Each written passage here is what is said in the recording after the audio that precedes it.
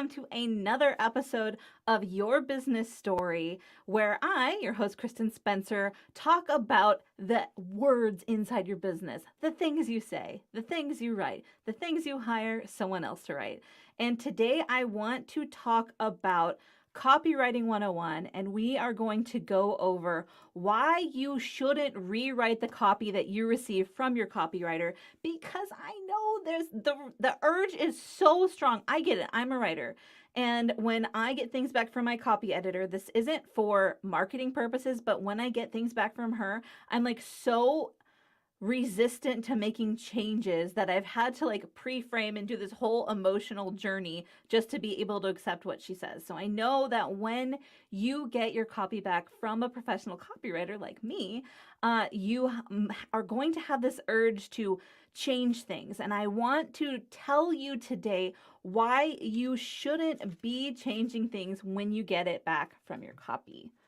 And I'm just going to put my little post-it note right there. I've got some notes for you because, of course, I always want to show up and provide you with intense value. So the first thing that we're going to go over today is, oh, thank you, Gretchen. Gretchen said she loves my glasses. Oh, LinkedIn is working. Yay. I'm so excited. I can see it.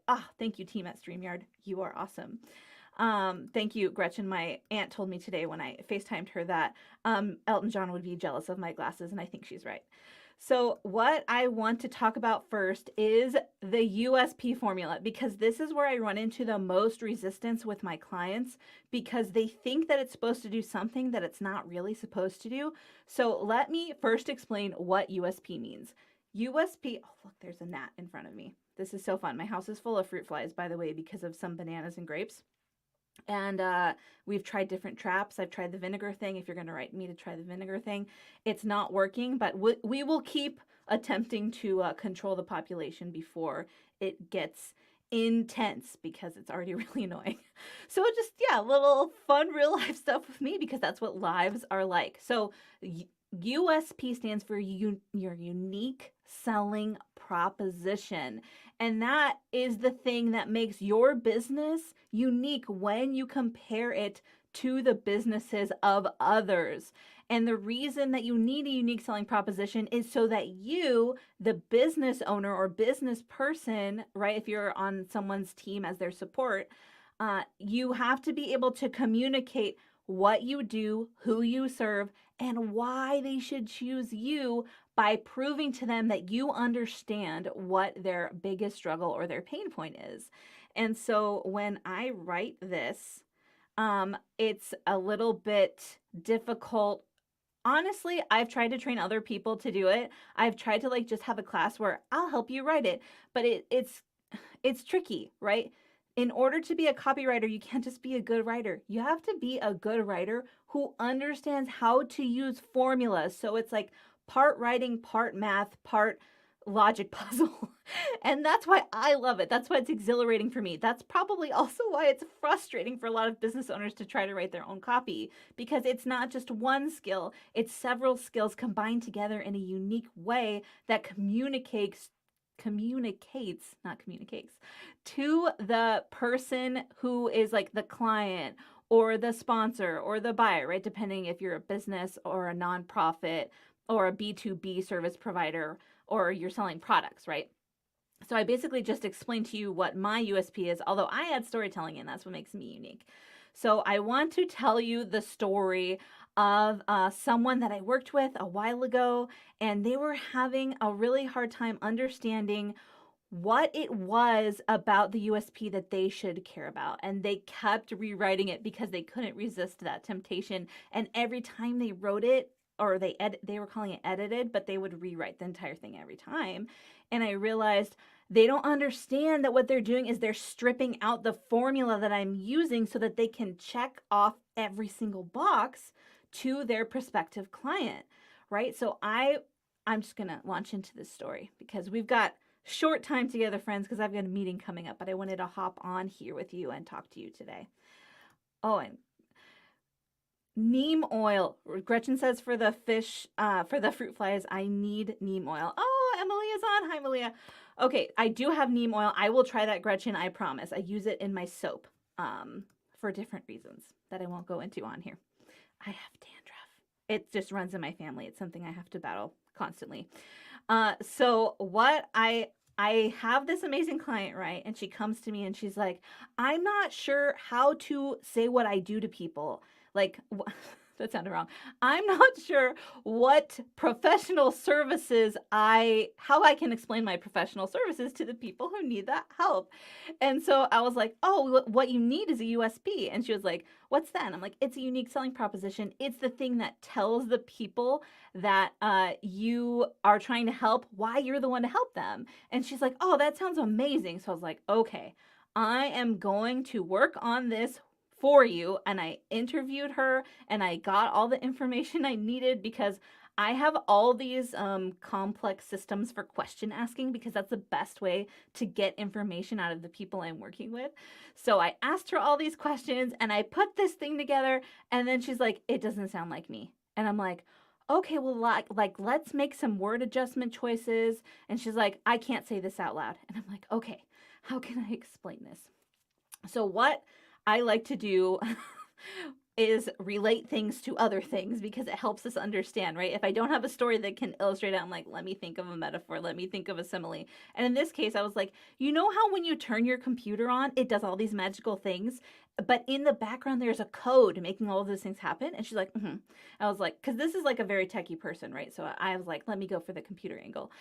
And she was like, okay, I do understand that. I was like, this is like in the back of your brain operating when you talk to people so that they can understand what you do, who you help, how you help, and what you understand about their unique pain. Wow, that's like the best I ever summed that up. I'm going to have to like go back and watch this and pull it out because yeah, that explains it really well.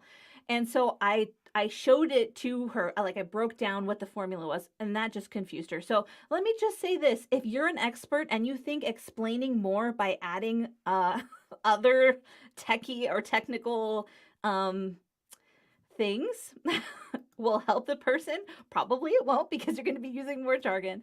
So I was like, okay, let me try to reframe this for you. Let me try again. Like, you know, it's in the background. You know, it's the software that's making all the programs pop up, right? And she's like, yeah. And I was like, okay. So it's not about what you want to say. I understand you have all these things you want to say. I understand you're so passionate about what you do because you're so good at it. But actually, your unique selling proposition is only based on what your perfect client, your perfect customer needs to hear. And she was like, oh, I never thought about it that way.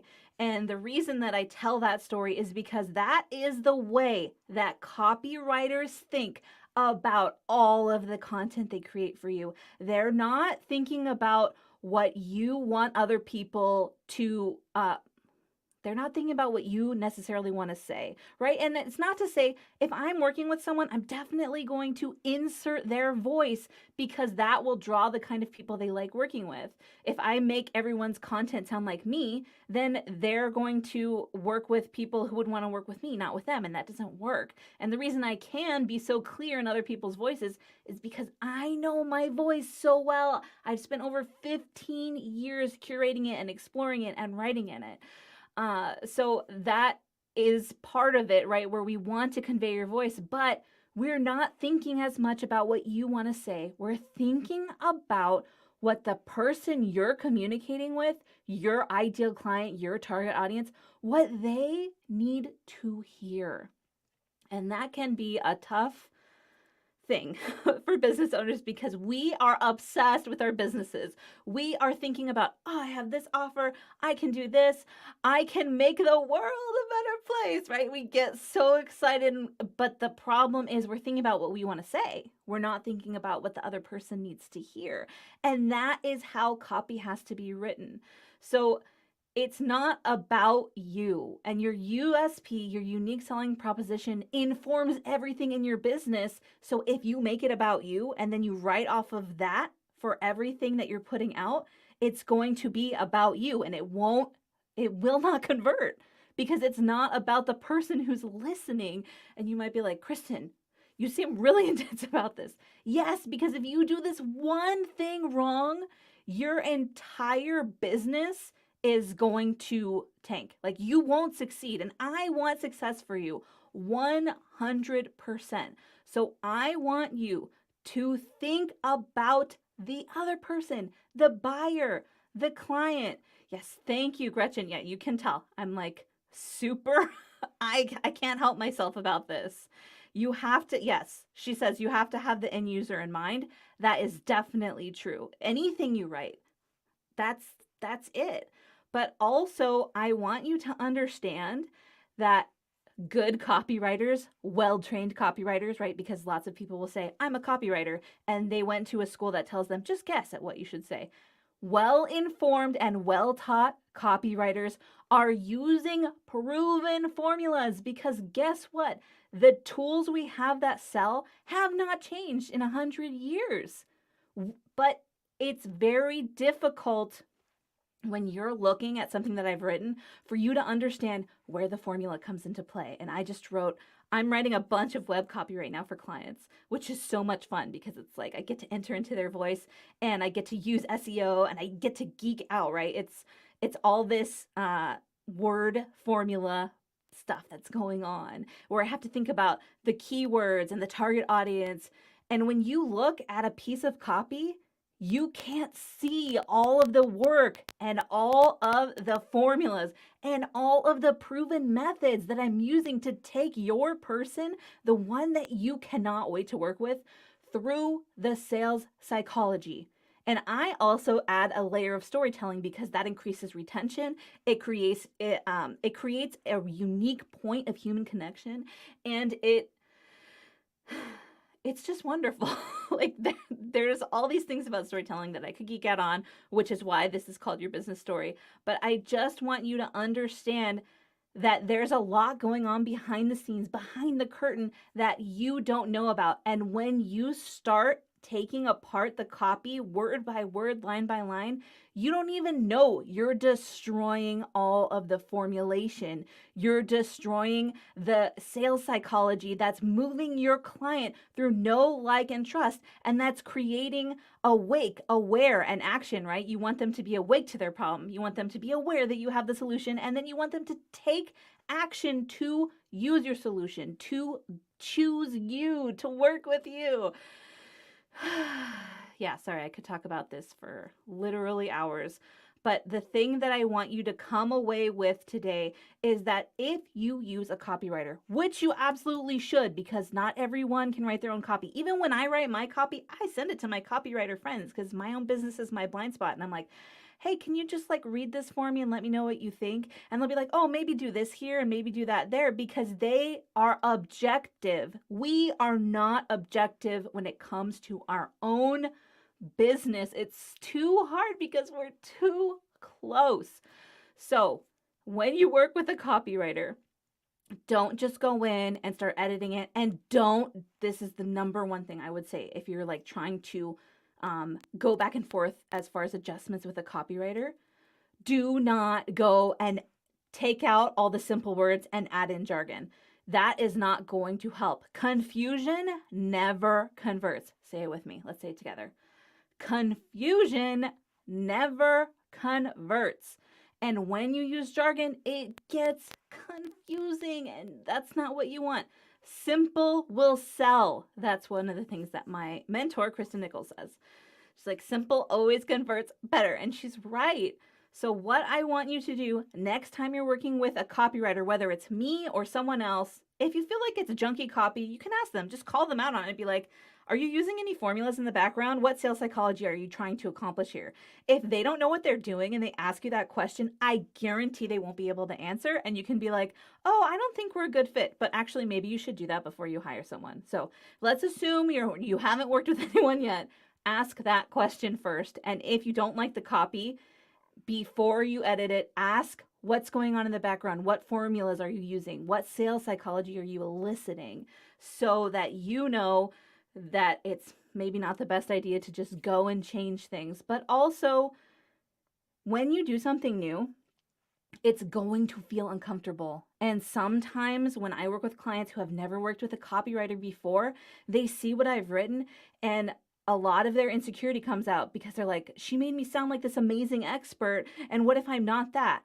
If I'm working for you and I'm writing that for you, it means I believe it. And I do not lie. As a policy, you can ask my kids. I might not share every intimate personal detail with you because that goes past my boundaries, but I will never lie to you, and I will never lie to people for you, which means whatever copy I write, I 100% believe. So if that feeling pops up where you're like, I'm inadequate, just remember the person who's writing it believes you can do it. And if in that moment you have lost that belief, you can borrow their belief. All right, I got to get going because I got to prep for a meeting with an amazing business owner who's just like you. Follow for more business advice, follow for more copywriting shenanigans and storytelling shenanigans. And I hope you have the single most amazing Tuesday of your life. I'm so thankful for you, and I will see you again soon.